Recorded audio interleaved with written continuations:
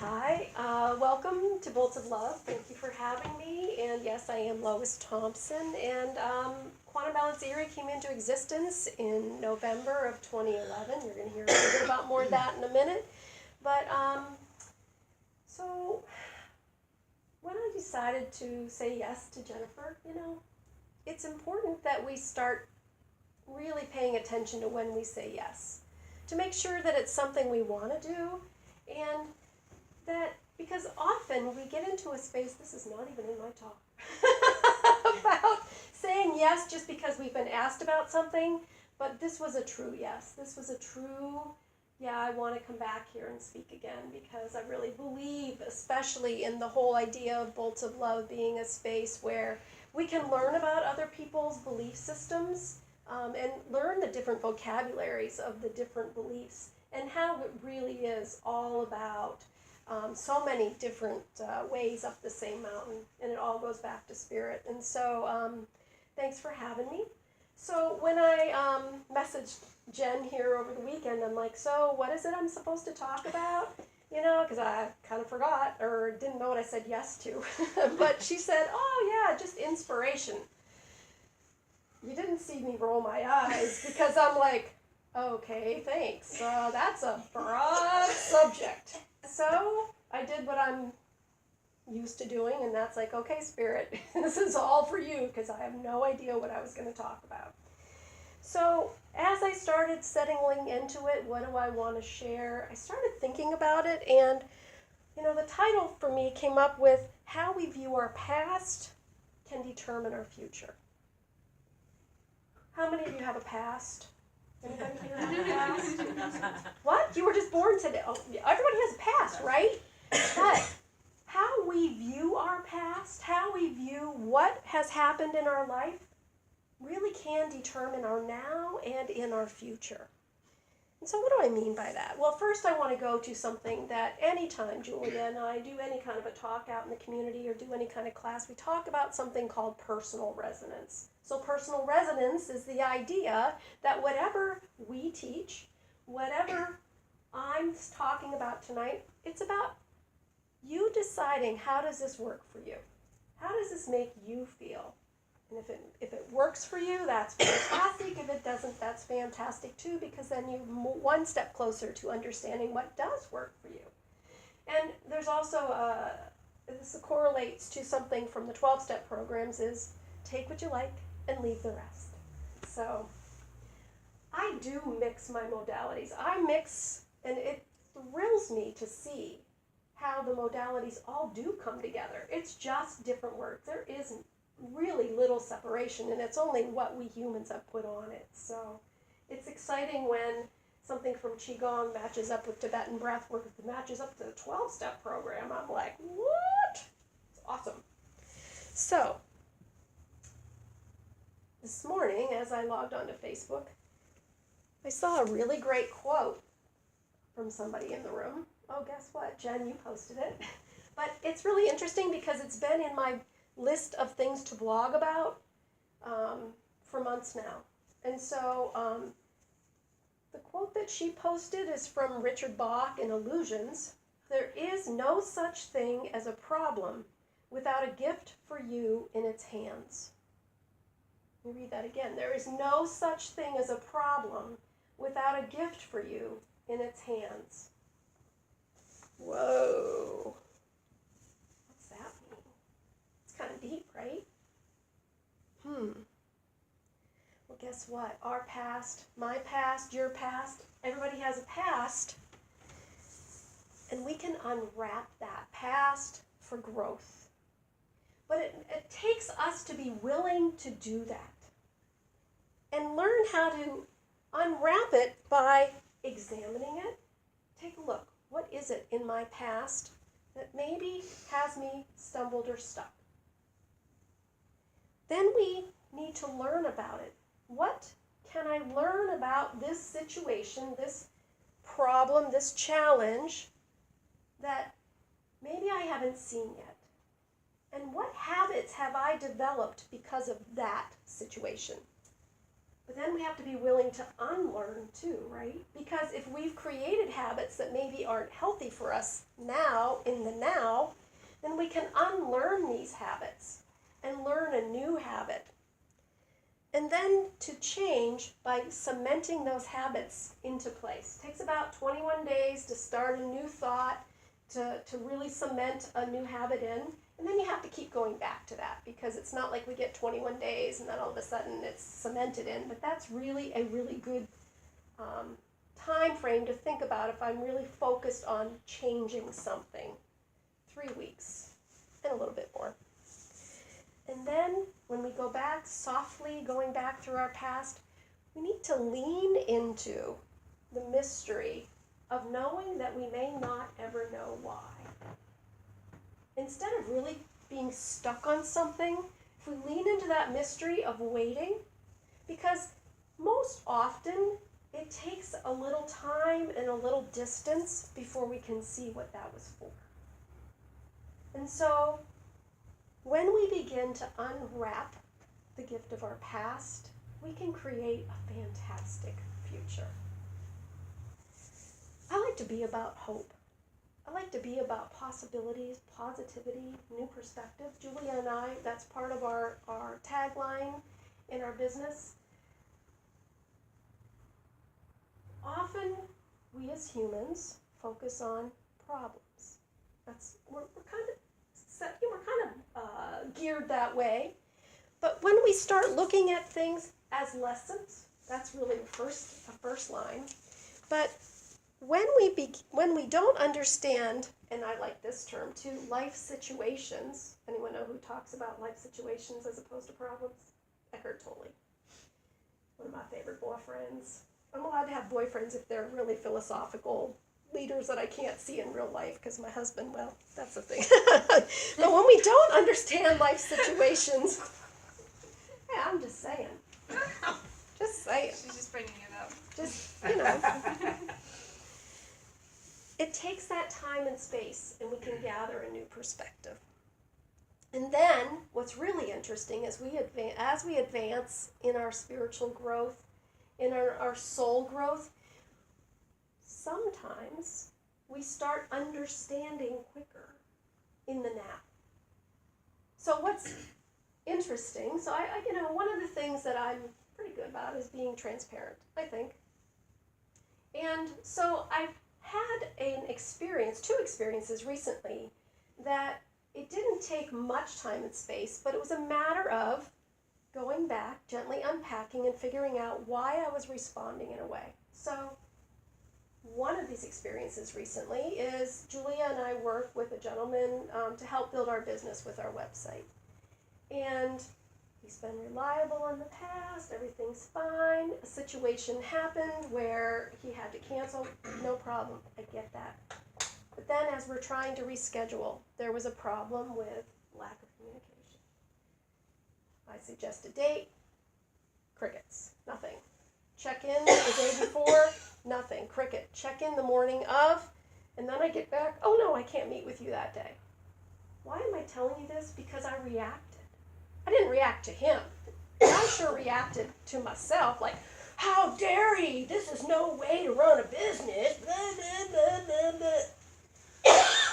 You wouldn't talk to your boyfriend like that. Oh, Eckert would accept me unconditionally. Why am I saying this? Because I had to ask myself, why am I reacting like this? And as I dug in, I realized this had nothing to do with this guy not answering my texts and not being there when we needed him to be there. This had to do, and you're going to hear more about this part of the story, with me not being heard, not being taken care of, not being taken seriously way back as a kid. But what's interesting is it didn't take me all that long, maybe half an hour, to keep asking, what is this really about? One of my favorite questions, especially when I'm having a reaction, because it takes a lot to get me to react typically.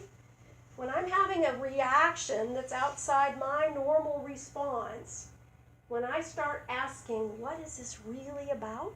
It typically guides me down the road.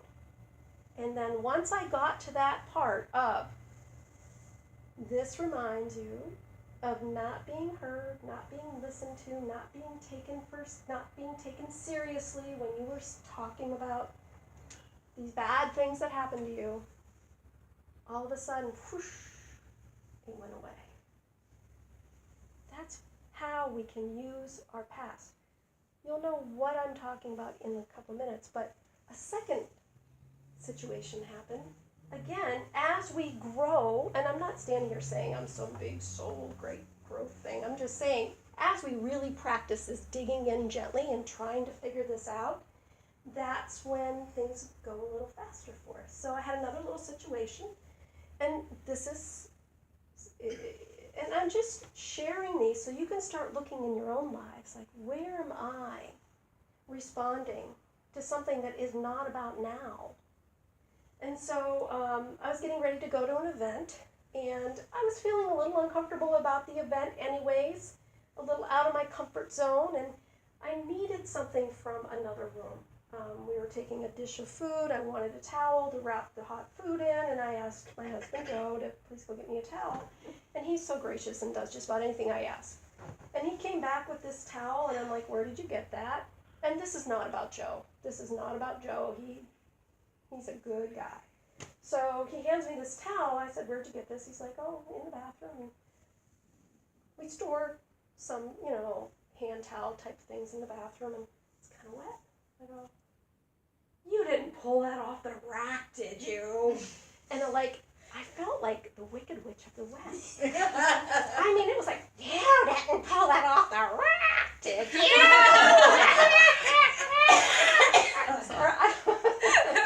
But that's what it felt like.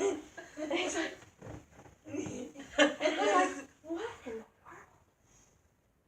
And you know what? I had to keep asking myself, what is this about? Why am I so upset about this towel? I can go get another one. And I dug deep. And you know what? I had to keep asking, what is this about? I was programmed from a young, wee little girl all about white trash. What does white trash mean? White trash, white trash. They're white trash. That's how white trash. My dad would use that term, white trash. And I'm so afraid, here I am, 56 years old, of doing something that could be white trash. Is a wet towel on a dish from the bathroom white trash? I don't know, but I had to dig back, and you know what? I realized, wow, was that programming deep? And wow, did it feel good to let that one go. Whew. We carry things in our energy fields. We carry things in our subconscious. And it is amazing when we take the time and keep asking, what is this really about? Because then you can unlearn it. You can forgive yourself.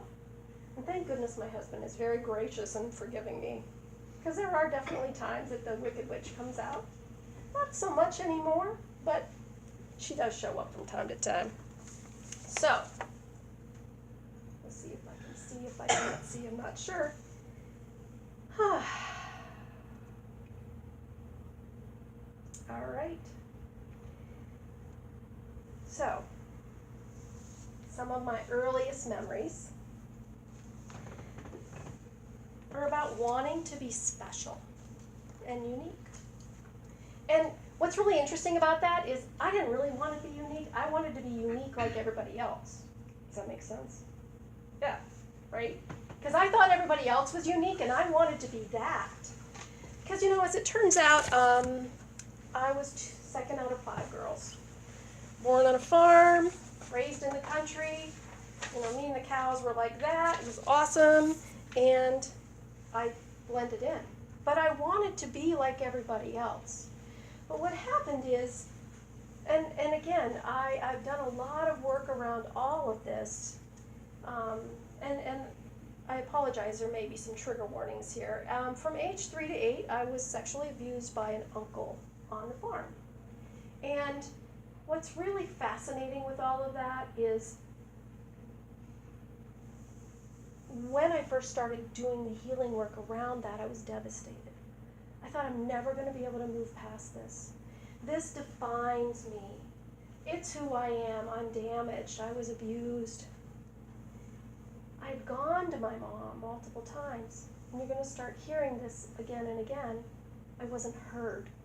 Or if I was heard, I was discarded. I was told, it doesn't matter, be quiet.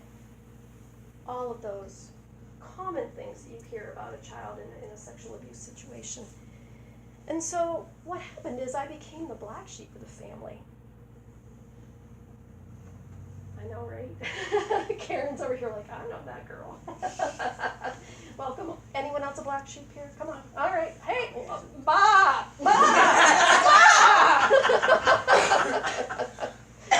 You know what? It's okay. And we can identify with that, and I think we can use it. We can unwrap the black sheep in us for something good. But what if I would have gotten stuck in that? What if I would have gotten stuck in that identity of I am broken? There's nothing good. I'm damaged. Damaged goods. Because I was abused and nobody heard me and nobody loved me. Well, yeah, that was kind of true. But we can move past that too and unwrap the gift. We're going to talk about what gift was unwrapped from that. I had a crisis of faith working in healing that portion of my life, and that was, where was God? Where was he?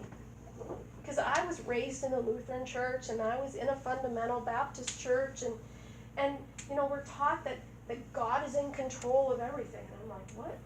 How can that be? Where was God? How come God didn't make my uncle fall down a hole? I don't know. Why did God allow blah, blah, blah? And it wasn't until a therapist shared a reading with me, it was in one of those daily devotional things, that said, God was there, and he wept with you. It took me a minute to get through that. But then I'm like, okay, I believe that. I wasn't alone. God was there. I still wasn't ready yet to see the gift of sexual abuse that I can now see as I've unwrapped that. And as I got a little bit older, it's interesting because I can talk about 3 to 8 now, and actually 3 to 13. As I got older, my brain shut that all down. I became absolutely unaware of anything before age 13. As I was in high school, if you'd asked me, you know, what happened when you were younger, I had no clue. It was like I would tell people as a joke, I was under a cabbage leaf when I was 13, because our brains are amazing in that they can hide that trauma. And so in high school, probably a pretty typical thing, but I was uncomfortable. I was dealing with the after effects of sexual abuse, but I didn't understand that that's what was happening. But I was dealing with weight gain. So in high school, I was well over 200 pounds. I had zero self-esteem. I felt very isolated, very overseen, underlooked and overseen. I don't know if that's even a word, but I wanted the same thing. I wanted to fit in. I wanted to be heard. I wanted to matter. I wanted something along that line, but it didn't happen. And I was hurting. High school is not a good memory. And what if I'd have gotten stuck there? Because we can, and we do. I'm sure you all know somebody who's stuck in high school, right? Are you stuck in high school? No. But we do, right? But we can unpack things. I'm not sure I've found the gift of high school yet, but I'm looking. What's interesting is my family's expectations of me. So by that time, all the kids were born. I'm, again, second out of 5 girls. And we were expected to just become wives. You know, melt into the woodwork, do your thing, work on the farm, figure it out. But that wasn't going to work for me. I already had an internal fire, but I didn't know what it was. And I was the first person in my family on both sides to get any extended education. And so I went to respiratory therapy school. I was blessed. God brought me into that space because I still don't even know how I ended up there.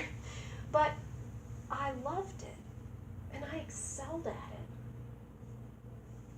I was young because I graduated high school pretty young. My birthday's in November, and so I was the youngest one in my whole department, but I had a fire for it, a passion. I loved it, and I was really good at it. But you know what's interesting? You know what grew then, besides my confidence? My ego. Oh, look at this. People are seeing me. People are looking at me. I like this. It's power. Gosh, there's that witch voice again. Apparently ego sounds like that too. I'm not sure. But what was interesting with that is I didn't realize, and again, this has to do with looking back and opening the gift, is Spirit was with me even then. I had no idea. Part of that was I knew things that was well outside of my training, and I was able to minister to the dying, which was well outside my training and well outside my experience or age group.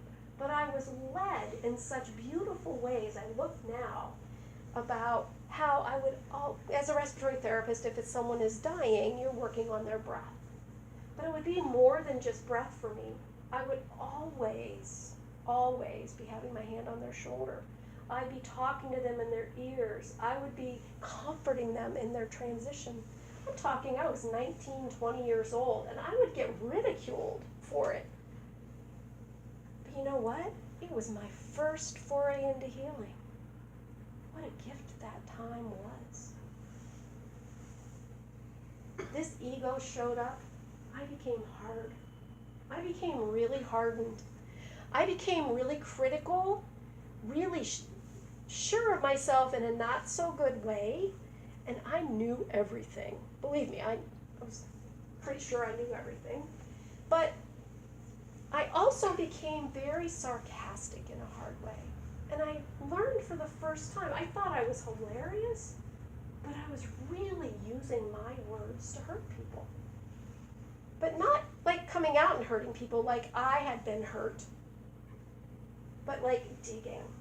And I thought it was fantastic. Man, I could have been a stand-up comedian. And now I know the power of words. It's 80% of the job that I do now. It's helping people to understand the energy and the power of words. And so I've opened the gift of understanding how words feel and hurt. And so in that ego moment, we never know how Spirit's going to use it, though. Because, I like to tell this story. In that time frame, there was a young guy who showed up at a blue team that's like CPR time, in the burn unit. And I was doing my thing with the breath work, and he was doing compressions on the chest, and he didn't have gloves on. What? You need gloves on! And guess how I met my husband? So 34 years later of marriage, 3 delightful, wonderful daughters, and Julia's the youngest. You never know how God's going to use something, some moment, sometime. I'm glad I had a little bit of spark in me at that point. I like this guy. So, thanks for hanging with me here. We never know what moments are going to be significant in our life. That's my point with that. So we'll just keep moving forward, and I can't read my writing. Oh. It says I was married at 22. That's true. Had my first daughter at 25. And at 28, I started having flashbacks. Anyone ever had flashbacks or know what they are? They're pretty darn freaking frightening. Remember, I was born under a cabbage leaf at 13. And guess what? The lid was opening up. And I started having tremendous, frightening flashbacks, and I had no idea what was happening. Why was I experiencing, feeling like I had just been abused? And so I went to a therapist, and she was very wonderful in helping me to uncover some of this. And through that work, I was led to a space where it was time to go back to my parents and do what I call the parent reveal. And so, take a moment and imagine that you have this big thing. It's big, it's dark, it's scary, and you want someone to help you with it, right? And so remember I had said I was told it didn't happen, I was told, it didn't matter, I wasn't heard, and so I've had therapy, I'm ready, and I'm going to go and reveal this because as adults, they deal with this, right?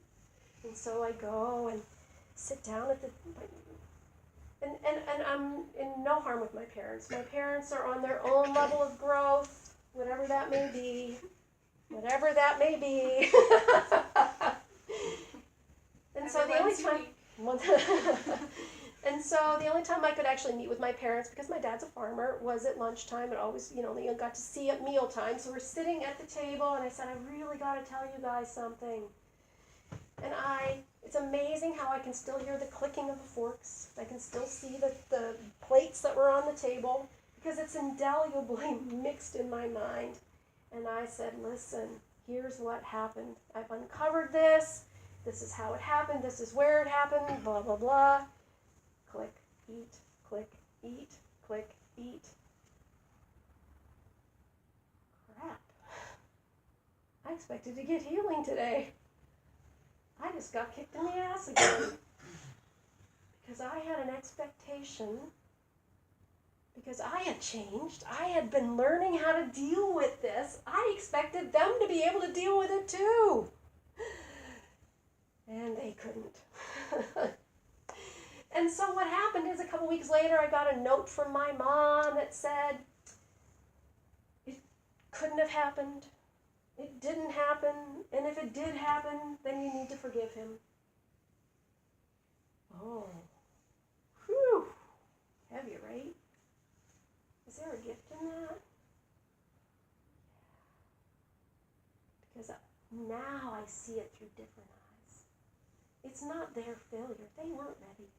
They may never be ready. And that's okay. Because we can do healing work with or without that person who we want that from.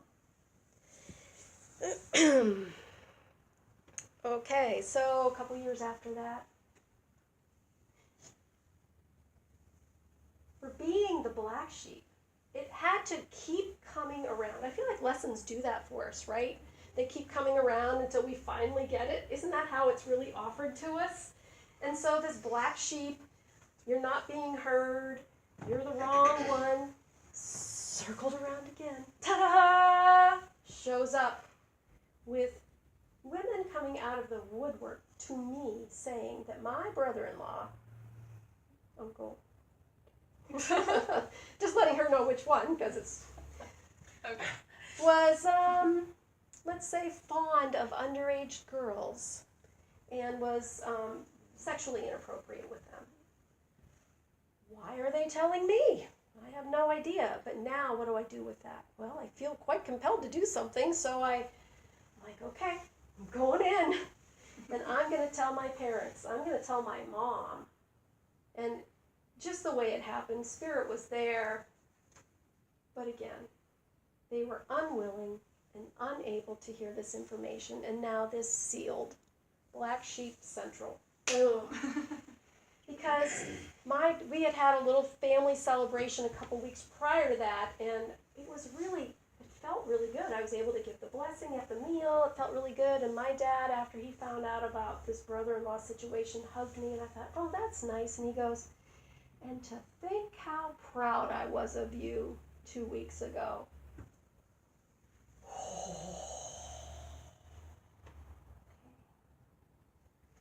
So, guess what? That all plays into, we're going to skip forward in a little bit, but as this is all happening, the universe is conspiring to give me yet another unwanted gift called a really rare autoimmune disorder that knocked me on my ass. So it has nothing to do with the birth of this beautiful child, but it was a timeline of after I gave birth to Julia, I didn't recover. I didn't feel good. I felt terrible. Things weren't right. I knew things weren't right. And my experience was that, guess what? I wasn't heard. I wasn't taken seriously. I'd go to doctor after doctor, and it's, oh, all moms of 3 feel this way. You're just stressed. There's nothing wrong with you. Playing into that, you don't know what you're talking about lesson. I don't like this lesson anymore. It's not any good. I hope that I have learned it all. But over that 15-year period, I was on over 100 different prescription medications. At one point in time, I was on 15 prescriptions at the same time. That's a whole lot of medication. I got a little better, and I got a lot worse. I got a little better, and I got a lot worse.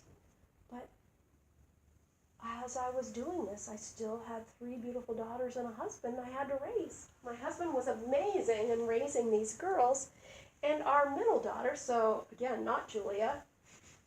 Thanks, Mom. Not Julia. I didn't make her sick, and it wasn't me that she's going to talk about that, so she's really good with communication. Not Julia. Our middle daughter, so the first daughter, when she was born, we thought we rocked it as parents because she was like amazing. She'd sit and read books and she'd entertain herself, and you know, it was awesome because obviously it was about how awesome we were as parents, right? We got this, and we have a second kid, and she is completely opposite. Man. So by age 2 or 3, she was diagnosed with oppositional defiant disorder. She was oppositional defiant disorder. She was, if I said white, she said black. That's my sister. Yeah. She has that. Yeah. Now I know. Yeah. I'm gonna tell her. Yeah. But there was a whole lot more to it than that. But she was tough cookie.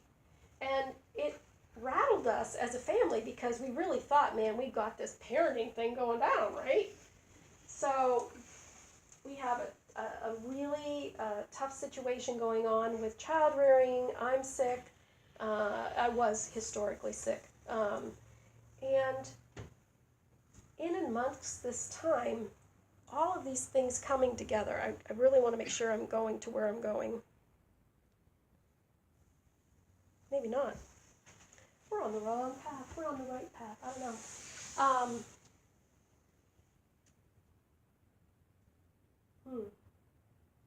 Aha, yes, thank you. During this time, too, we were very involved in a church that it just no longer fits my needs. Neither good nor bad. It just, the situation that I experienced may not be everyone else's experiences. But it again played into the not heard, not understood, and not being taken seriously situation, where our oldest daughter was very sensitive to information that was given, and she would come home crying all the time about church. It was a fire and brimstone kind of a situation, and they really did a lot of, if you don't ask your friends, and you're going to go to hell, and they're going to go to hell, and it became more and more uncomfortable. But what happened is, we have to be really careful with our words. Some ladies who I really respected in that church community, when I was sick and still without a diagnosis, one of the ladies said to me, if you had enough faith, you wouldn't be sick. There you go. Ooh. Her dear little friend here said, you must have done something really wrong to deserve this. Ooh. I had to digest that for a while. But then, Little Miss Middle Child Oppositional Defiant, we started to understand why. Because she came out of her shell at age 12 and said, I am gay. Oh, yeah, okay, that makes sense. Yeah, cool. That makes sense. Yeah, it's cool. No problem for us. A little bit of a problem at the church we were at. Better pray that gay out of her. Better pray that gay out. So guess what? We left. And I slammed the door on God. Oh, she's. Oh my God, she's you left with that. Yeah. Oh no, I don't do anything halfway. I'm like, not only just the church. God, you're out. This sucks. I didn't do anything wrong, and I thought I had enough faith. Why am I sick? So, things settle down just a little bit once you uncover and say what your truth is. And Kelly settled down. She wasn't as angry. She still had some. But what happened, though, is her pain was not yet fully helped by coming out. And she became addicted to drugs and alcohol. So in 2005, our middle child was now officially a drug addict and alcoholic. Oh, what the heck do you do with that? I honestly did not know one other person in my entire universe that was addicted to drugs and alcohol, let alone have a child addicted to drugs and alcohol. But guess what? Things unfold as they always should, in whatever way that is. And we found our way to a family support group called Nar-Anon. What a blessing that group has been. Because, like I said at the beginning, it's another path up the mountain. But what was interesting is as we found our way into family group, remember, I said, no God stuff for me. They start talking about this thing called a higher power. And I'm like, I'm out. I seriously didn't go for a couple months because I'm like, no. No. I said no to that. But I was hurting. And they seemed pretty smart.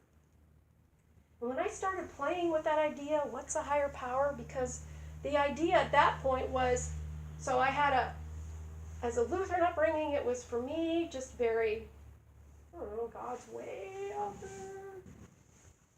And the fundamental upbringing in that time of pain was, God's right here smashing me.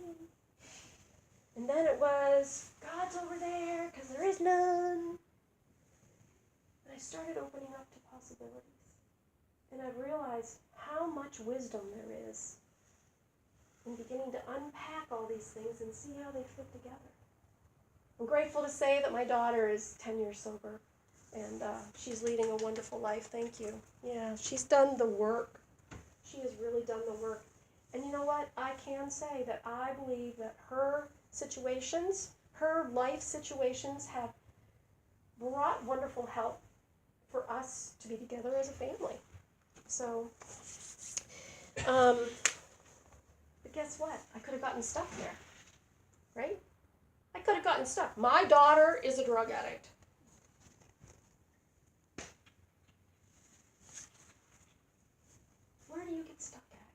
ask yourself, where do you get stuck at? What are you identifying with that's sticking? So, we're getting into some really fun parts and then we'll be done. Because it's all fun. It's been fun so far. I'm enjoying it. So at any rate, so that was in 2005 when my daughter, when we identified that she was an addict. And so in December of 2006, that was at the end of the 15 years, I was 103 pounds, mostly bedridden, only in a wheelchair if I was out. My husband wheeled me into the specialist's office. Now, what I had, only 75 people in the United States had. Neuromuscular sarcoidosis. Guess that's pretty unique. Only 75 people in the United States. Careful what you ask for. He looked at me and he said, and he had zero bedside manner. He had like no personality. None. This is your last Christmas. There's nothing more we can do for you. What? Huh. And I heard a voice that to my recollection, it's the first time I heard that voice say, "You're not done yet." I heard a voice. You're not done yet. I have no idea what that means. Okay. Well, doctor was done with me, so this thing's not done with me. I don't know what this thing is, but okay. And a pathway opened. A healer showed up, a holistic way to help me find a different way to deal with my health challenges. And so it took me about 3 to 4 years to fire all my doctors, get off all those meds, and get some physical strength back. A lot of miracles happened in and around those times. And I started building an idea of something can happen, an understanding, and beginning to see different ways that God was showing up. Because remember now, I've been in the program for about 5 years. And I was getting it now, because I kind of, God didn't go anywhere. I was the one that slammed the door. So I creaked the door open and I'm like, hello. He's like, hello. Wait till you see what I have for you. You're going to unwrap those presents. So in August of 2011, my dad, farmer, he was 77 at the time. Strong as an ox, had an accident, had to have some surgery, had his surgery, went to a rehab facility, and he crash bottomed. He pooped out. We didn't know what was wrong with him. And by the time he was brought back to the hospital, he was near death. Angels stepped in, and I don't know if you've ever understand, like, if you go to the ER and you come in with a diagnosis, there's a protocol, and they don't do anything but the protocol. I mean, it's like they just read it off the thing and nothing out here. But because my husband showed up, and they know my husband in the ER because he works down there and does these tests, and you're like, hey, Joe, it like clicked in their mind, you should do that test that you do. And they did it, and they found a 7-inch long blood clot that had broken away from my dad's iliac vein, every heartbeat popping out his heart. Oh, that's not good. One clot can kill you. 7 inches long, pretty much no hope, right? So as he was rushed to intensive care, we were all rushed into the hospital, and there's about, I don't know, 15, 20 of us when we're all together. We're all standing in the intensive care unit in a circle, and again, this isn't right nor wrong, but my parents were not very demonstrative when it came to love. Didn't really ever see them say I love you or hug or kiss or whatever. That was just their way. That's okay. But as we're standing around the bed, the doctors were not full of hope because this was so dangerous. My mom leaned down and kissed my dad, first time his eyes had seen it, and said, honey, it's going to be okay.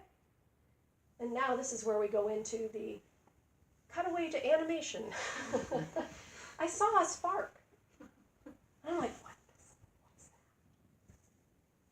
that? And my dad leaned up and said, sweetheart, it's going to be okay.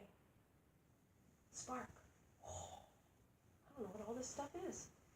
And I felt, I'm standing there and I'm watching this, and I felt a literal weight, not metaphorical, a literal, it dropped on my feet. And I looked down, and my brain said, okay, when you were a respiratory therapist and you were in ICU and you did this, what would that? I thought it was a lead apron. I thought a lead apron had dropped on my feet. I looked down, I'm like, I don't have a lead apron on. And as I looked up, my hands tingled for the very first time.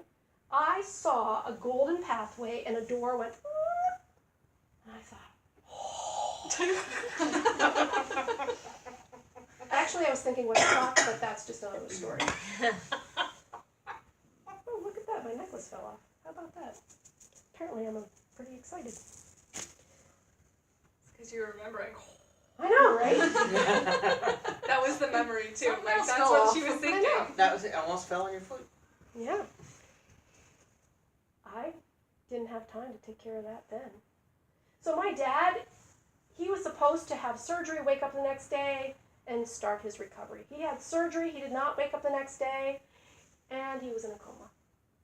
And he was in a coma. And he was in a coma. 2 weeks later, he had not woken up. And now we're at a point that we had to make a decision. My dad had always said, don't you ever let me die on a machine. Don't let it happen. He had known people that it had happened. He said, absolutely not. But guess what? I was getting these knowings. I don't know what they were, right? I knew that if we were to do the surgery to put the tracheostomy in, that he'd be okay. I don't know how I knew, but I knew. So we had to make a decision. Family was like, absolutely not. I'm like, I think it's going to be all right. No one wanted, guess what? Imagine that. No one wanted to hear my opinion. Lois doesn't know anything. So that night, I'm standing next to the bed. One of my sisters is on the other side of the bed. Ask him. It's that same dang voice that said you're not done yet. Ask him. There's nobody there. Okay. All right. I like the reaction. Hey, Dad! And he opened his eyes. For the first time in 2 weeks, he opened his eyes.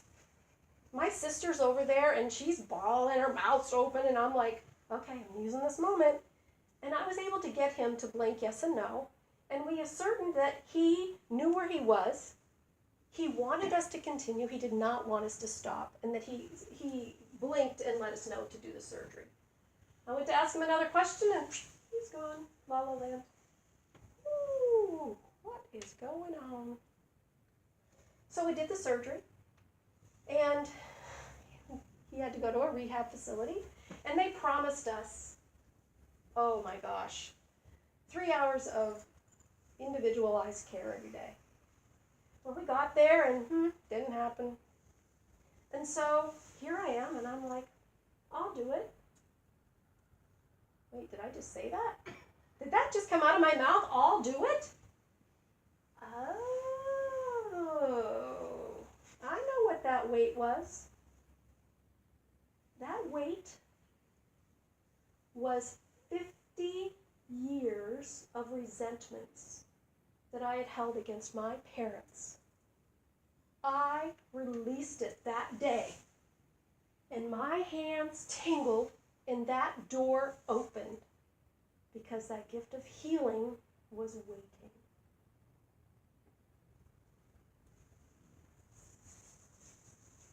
Whew, heavy stuff, right? And so I went in 3 hours a day. I never would have done that. Would not have done that, I tell you right now. 28 days later, my father walked out of there on his own power, pushing a wheelchair. We loved him out of there. From a coma to walking out of there 28 days later. The nurses and the doctors couldn't believe it, but I could. I could. changed man. For a little while. It's okay.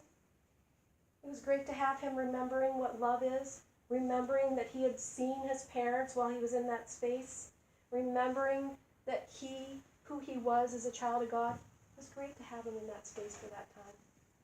He'll remember it again. I know that. And so the next month after that, I'm driving down the road, minding my own business, and someone's checking in again. There's that voice. You are going to open a business. What? Okay, I pulled over on that one. I'm not going to drive and listen to this thing going on because I'm like, what? Open a business? I have never once in my entire life thought about opening a business. I don't know anything about opening a business. What am I going to do? Oh, guess what? I've already been trained in quantum. Oh, guess what? I've already been trained in being whatever the other thing was that I had at that time. I don't even remember. One of them. 2 months later, my doors were open. I said yes. And God's provided the rest. Something I've really noticed is how God has gifted me exactly what I need right before I need it. Whether it is a passage in a book, whether it's a new modality, whether it is inspiration. The gift of never being heard. You know what that gift is? Being able and willing to hear other people. God has gifted me with deep listening. I can hear. And we do hear. And sometimes that's all somebody needs is to be heard.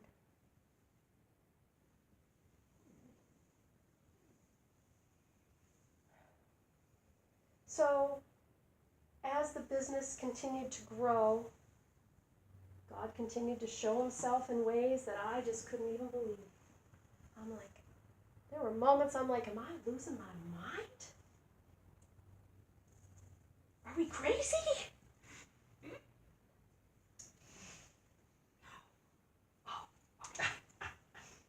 That's why I'm on the business. 'Cause I'm like, we're not actually crazy. But you know what? I started to doubt. Because I'm human. That old H factor can get ya. Human factor. Oh, guess what? I started wondering why I couldn't do what everybody else does. I didn't understand why I didn't have the gift of mediumship.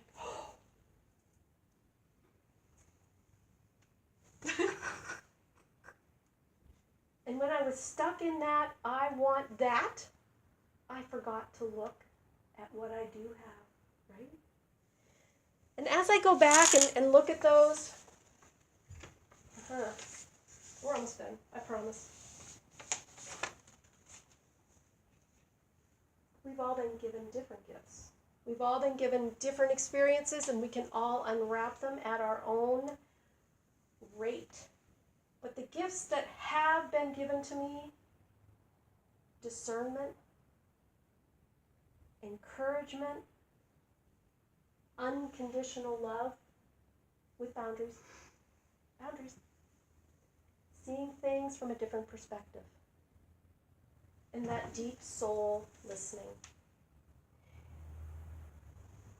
If I had $1 for every person that has been brought in front of me that said, I've never told anyone this before, oh, would I be rich? But you know what? I am rich.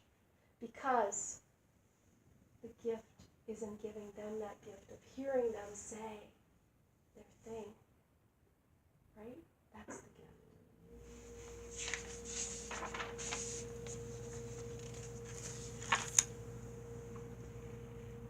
Where are you stuck?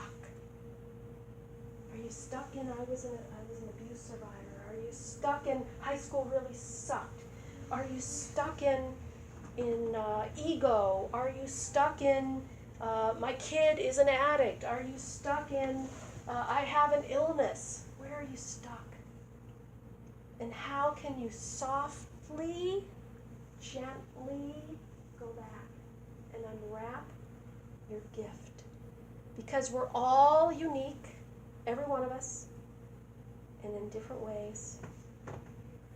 And I am grateful, grateful, grateful for all that ever was. I mean that. For all that is. I mean that. And for all that ever will be. So thank you. Thank you, thank you.